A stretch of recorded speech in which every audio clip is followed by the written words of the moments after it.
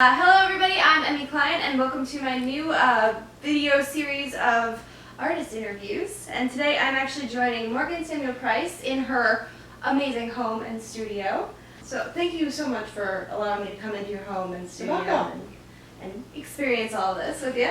That you do plein air painting, which is literally translated into open air painting. So the people that you see out there painting on the sidewalk and in the field, more or less. That's kind of what you do, but that's not the only thing you do. You landscapes, still lives, portraits, yes, portraits, animals, whatever.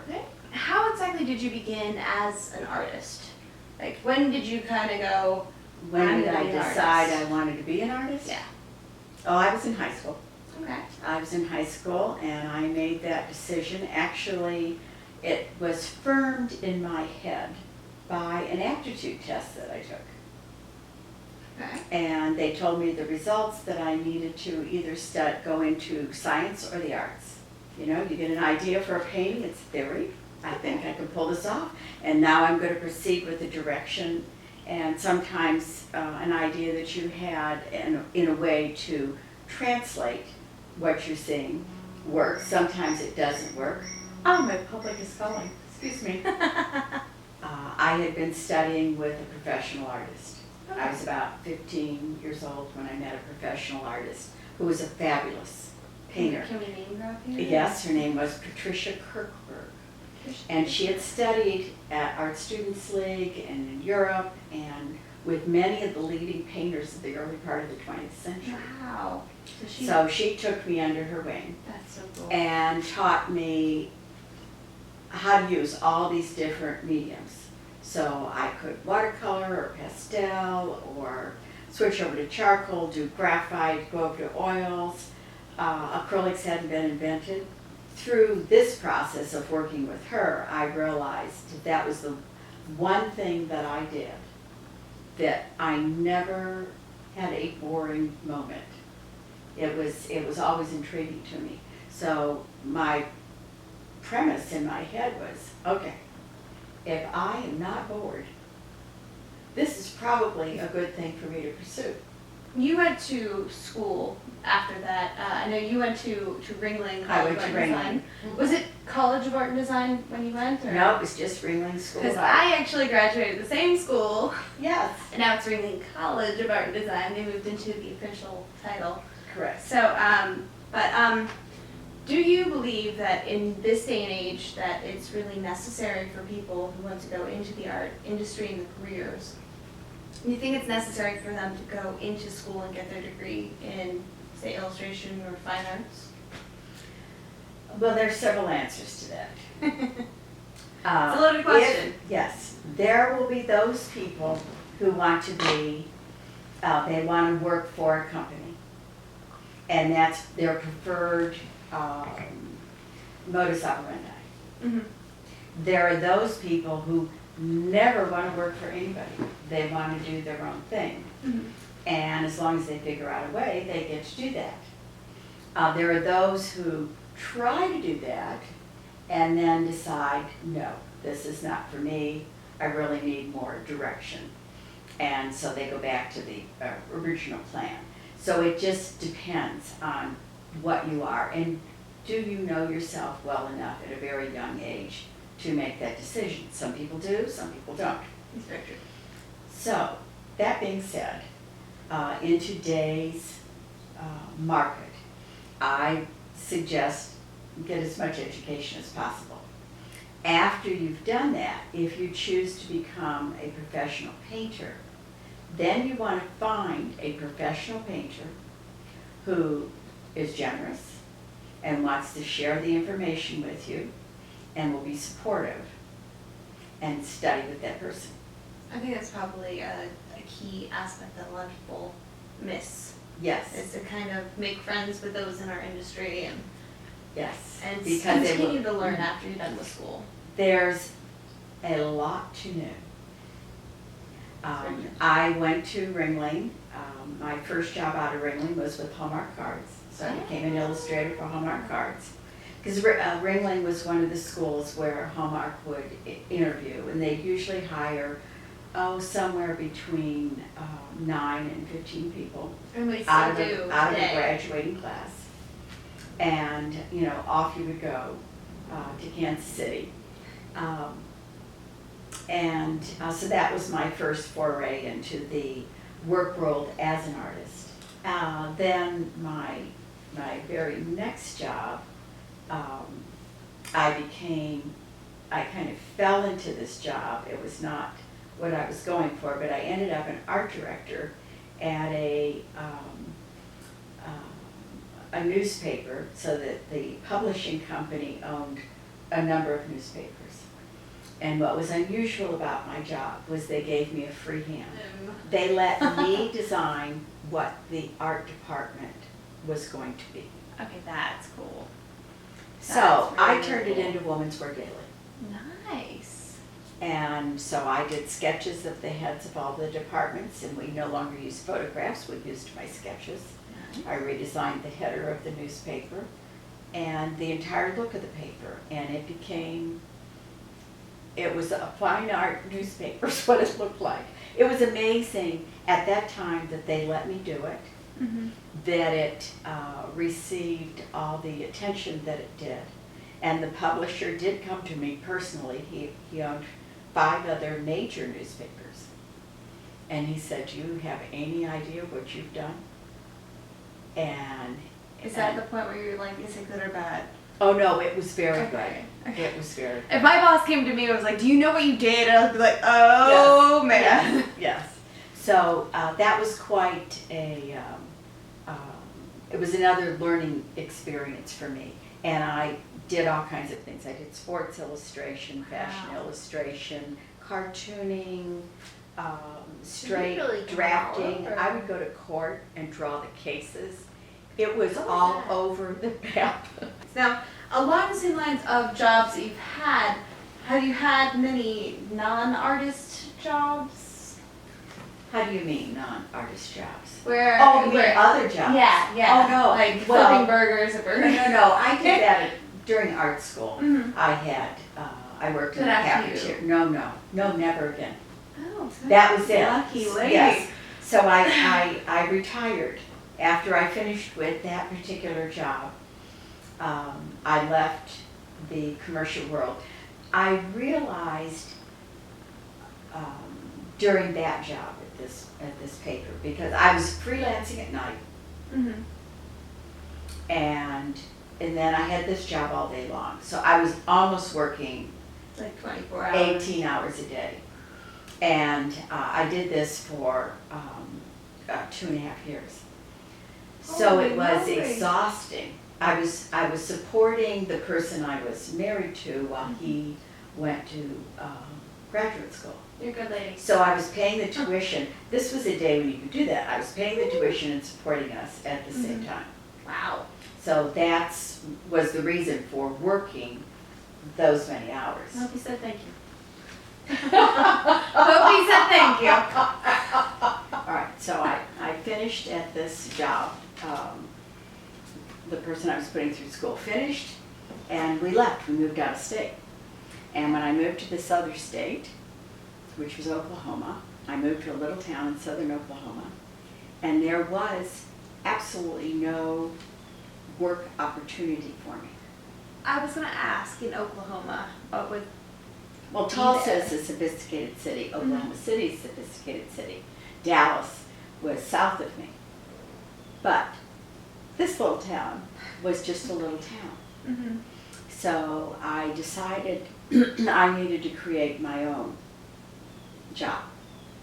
That sounds like And hence, that's how this career began. So what I did was I went over to an art center mm-hmm.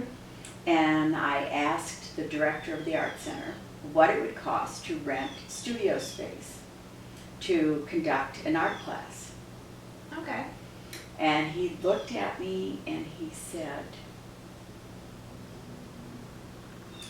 "Nobody's going to study with you. Wah, wah, wah. You're That's very direct. You're very Wow. young, and no one's going to take you serious."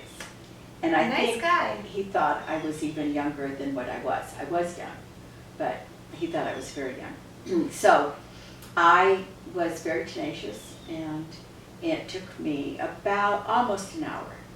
And I wore him down, and he quoted a price, and I said, okay, I would like Tuesday, Wednesday, and Friday. And bingo.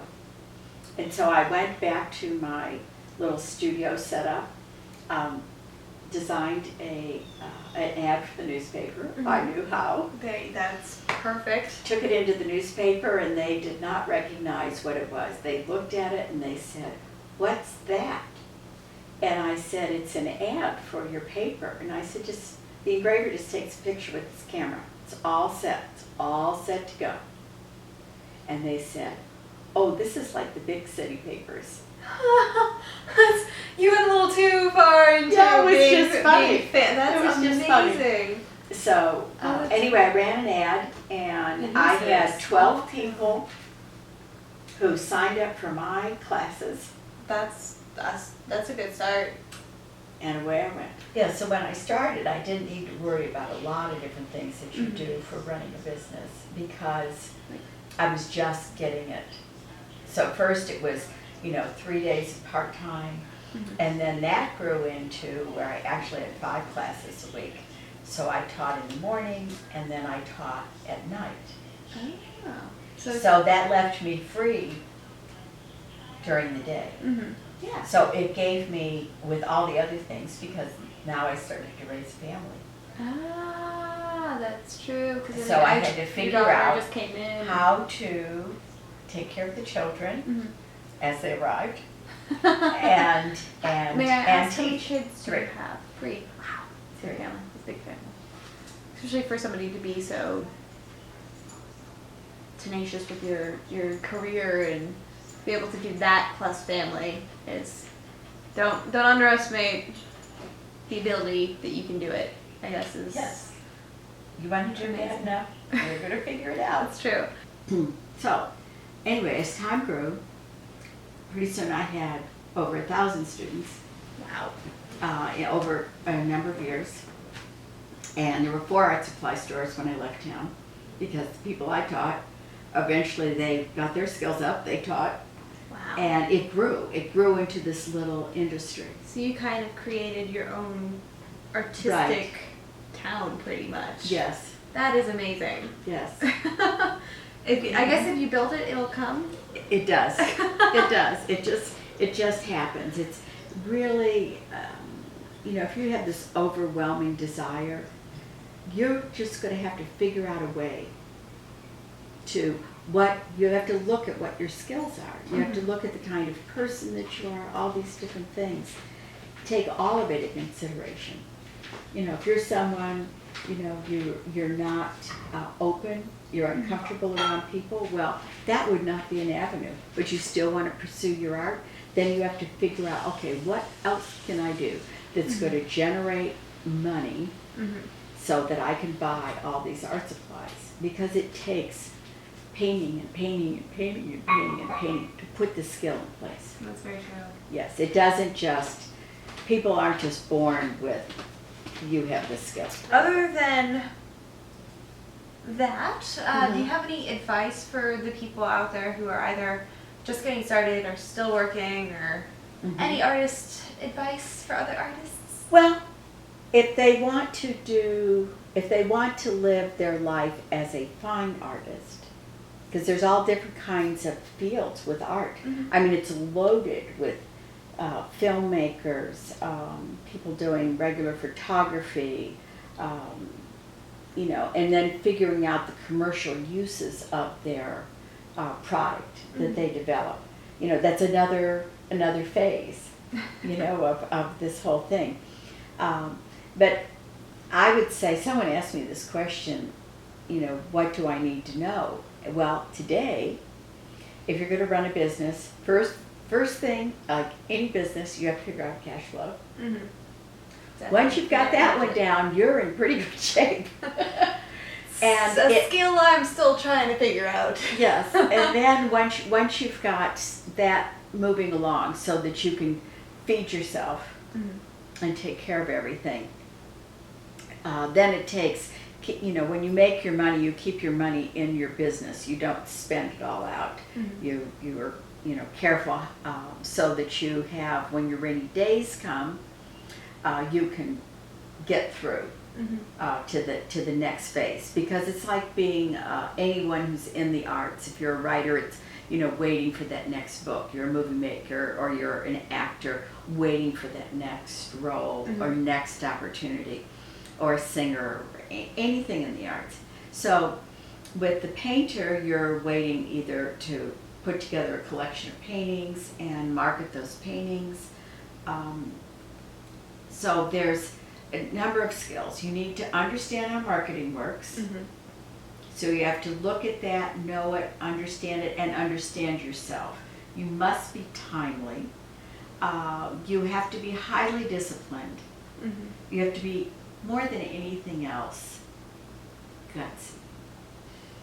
You have to be incredibly gutsy.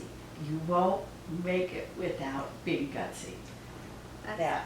That internal, I want to do this so bad, I will figure out a way to do this, and I will figure out a way to keep myself in it. And that is just sheer determination. And you're disciplined enough that you can take that determination and put the guts behind it, and you're off. So you actually sell DVDs, and it's going to be linked to your website now, correct? Well, On I have been YouTube. selling DVDs. I've been selling DVDs for 20-some years. That's amazing. It's so cool to be able to teach people. Different And process. so I've authored 2 books. I've got the 3rd book going. Ooh. And I'm going to start a new thing, tutorials. Another little feature. And it's all going to be up on my website. So they're going to be downloadable Yes. via the internet instead Yes. of having to purchase them and have them wait Right. till email. That is Exactly. perfect for this day and age, because it's really, everything is just so Right. quick. So that's about it though, guys. If you have any questions for Morgan, I'm going to put her website and the link in the description below. Also, if you'd like to purchase any of her tutorials or check out any of her DVDs, it'll be on her Yes. website too. Yes. Look at her work. It's gorgeous. You can see some of it behind us. And if you like this interview and you want to see some more, hit the like and subscribe button, because in a few days I'll actually be interviewing George Perez. I'm quite excited about that too. And that's about it. So I hope you guys have a wonderful day. Adios. So, did you turn the cameras off? Yeah, we can. Okay, turn them off. I'll tell you another great story. Oh, this is the part where it gets interesting. Oh yeah, this is a funny story.